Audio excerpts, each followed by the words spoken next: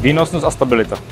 Je to určitě hodnocení společnosti, musím té společnosti důvěřovat. Je to, dejme tomu, i velikost toho investičního fondu, čili vím, s jakými prostředky nakládá a kolik třeba investorů už má. A je to mimo jiné i rizikovost, protože já jsem třeba relativně konzervativní investor a nejdu úplně do obrovských rizik. Tak z môjho pohľadu jednoznačne dôveryhodnosť a rizikovosť tej spoločnosti, aby sme vedeli, že sa môžeme spoľahnúť na to, že tie peniaze, ktoré tam našporíme, že tam budú bezpečí.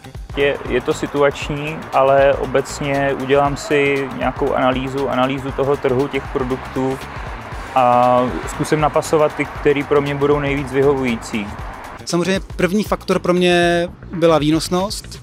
Neměli hodnotu, jako když jsou pod polštářem, ale vlastně, aby trošku i rostly. Druhá nejdůležitější je vlastně ta společnost jako taková, jestli jako věřím, jestli jí budu věřit i dalších prostě 30 let.